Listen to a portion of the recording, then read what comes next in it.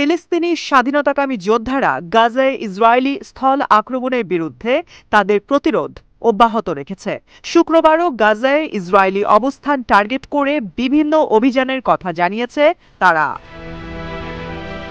হামাসের আল কাসাম ব্রিগেড গাজা উপত্যকায় এবং এর বাইরে বেশ কয়েকটি ইসরায়েলি অবস্থান টার্গেট করে স্থানীয়ভাবে তৈরি রাজম রকেট ব্যবহার করে হামলা চালায়।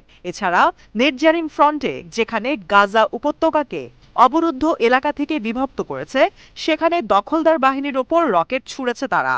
একই সাথে মিফতাহিম এবং খান ইউনিসের নিরিম মিলিটারি সাইটকে টার্গেট করে 114 মিলিমিটার রকেট দিয়ে হামলার কথা জানিয়েছে তারা। শুক্রবার স্থানীয় সময় বিকেল 3:30টার দিকে হামলার আশঙ্কায় নিরিম বসতিতে সাইরেন বেজে ওঠে। এরপরই সেখানে বেশ কয়েকটি রকেট আঘাত হানে।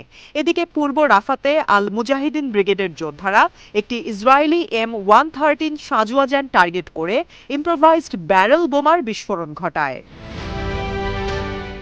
ব্রিগেডগুলো জানিয়েছে বৃহস্পতিবার ইসরায়েলি ড্রোন হামলায় তাদের 2 যোদ্ধা শহীদ হয়েছিল।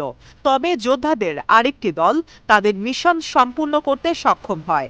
2 শহীদ যোদ্ধা হলেন ফিল্ড কমান্ডার বিলাল হাসান হুসেইন আল আরজানি এবং যোদ্ধা মুনির তালাত আল নাজ্জার।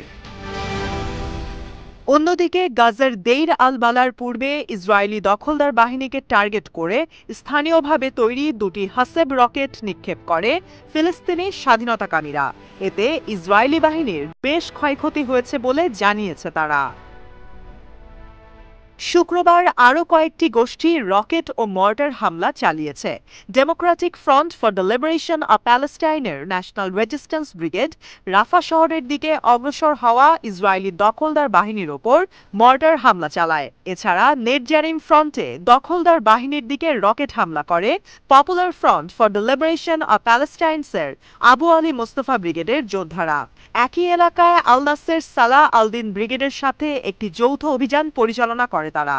অভিযানে ইসরায়েলি দখলদার বাহিনীর কমান্ড ও কন্ট্রোল রুম টার্গেট করে হামলা চালায়। একই ধরনের অপারেশন চালায় আল আকসা শহীদ ব্রিগেড। তারা বড় ক্যালিবার মর্টার শেল ব্যবহার করে ওই কমান্ড এবং কন্ট্রোল সেন্টারে হামলা করে। শুক্রবার হিজবুল্লাহ যোদ্ধারাও বেশ কিছু সফল অপারেশনের কথা জানিয়েছে।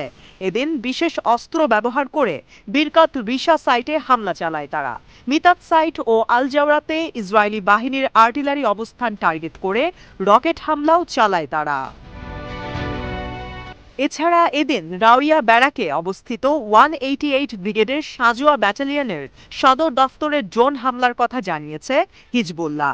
একই সাথে জল আলদেইর সাইটেও ফালাক ক্ষেপণাস্ত্র দিয়ে হামলা চালায় গোষ্ঠীটি। এদিন ধারাবাহিকভাবে আর্টিলারি শেল দিয়ে আল আসি সাইটে হামলা করা হয়। নাটোয়া বসতির সামরিক ভবন এবং মেটুলার বসতিতে ইসরায়েলি সেনাদের ব্যবহৃত ভবনগুলো টার্গেট করে বিশেষ অস্ত্র দিয়ে হামলার কথা জানিয়েছে হিজবুল্লাহ।